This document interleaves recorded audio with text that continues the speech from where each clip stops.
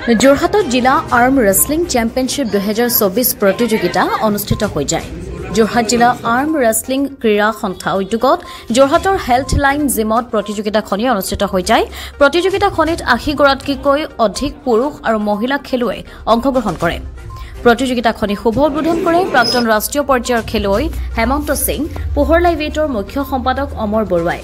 যোৰহাট জিলা arm wrestling সন্থাৰ সভাপতি মুকুটমণি শইকীয়া, কাৰ্যকৰী সভাপতি অমৰজিৎ লাহন, সাধাৰণ সম্পাদক আৰছাদ হুছেইনে আমাক জানিবলৈ দিয়ে যে সদৌ অসম পাঞ্জা ক্ৰীড়া সন্থাই অহা 20 পৰা 22 মাৰ্চলৈ বোকাখাট নাট্য মন্দিৰত অনুষ্ঠিত কৰা প্ৰতিযোগিতাখনিত স্থান লাভ কৰা মহিলা চেম্পিয়ন ঋতুপৰ্ণ লাহন, জুনিয়ৰ চেম্পিয়ন বিশ্ব বিজয় তাঁতী আৰু ছিনিয়ৰ চেম্পিয়ন অমৰদীপ সিঙৰ লগতে গ্ৰুপ চেম্পিয়নৰ প্ৰতিগৰাকী খেলুৱৈ খেলাৰ সুযোগ লাভ কৰিব। ব্যুৰো ৰিপৰ্ট, পোহৰ লাইভে। আজি ভাল লাগিছে। আজি 10 মাৰ্চ 2024 চন।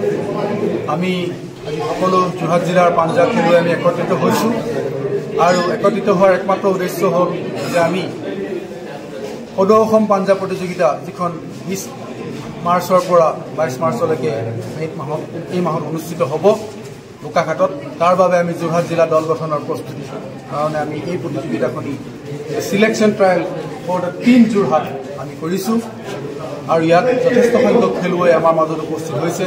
80ৰো অধিক খেলুৱৈ আমাৰ মাজতে উপস্থিত আছে আৰু ইয়াৰ পৰা এই প্ৰতিযোগিতাৰ পৰা আমি যোৰহাট জিলা দল গঠন কৰিম আৰু যিসকল প্ৰতিযোগীয়ে নিৰ্বাচিত হ'ব তেখেতসকলে যিকেইটা শিতানত অংশগ্ৰহণ কৰিছে, লেফ্ট হেণ্ডেই হওক বা ৰাইট হেণ্ডেই হওক, আণ্ডাৰ 15 হওক, আণ্ডাৰ 21 হওক, ছিনিয়ৰ হওক, জুনিয়ৰ হওক, তেখেতসকলৰ নিজৰ নিজৰ শাখাত যোৰহাট জিলা দলক প্ৰতিনিধিত্ব কৰিব আৰু সদৌ অসম পাঞ্জা প্ৰতিযোগিতাত অংশগ্ৰহণ কৰিব।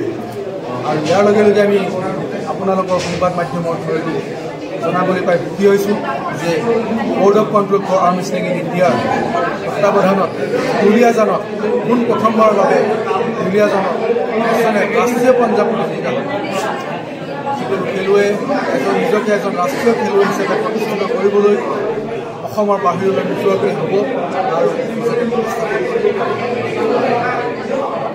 আপোনালোকক যথেষ্ট ধন্যবাদ। এই আমাৰ এই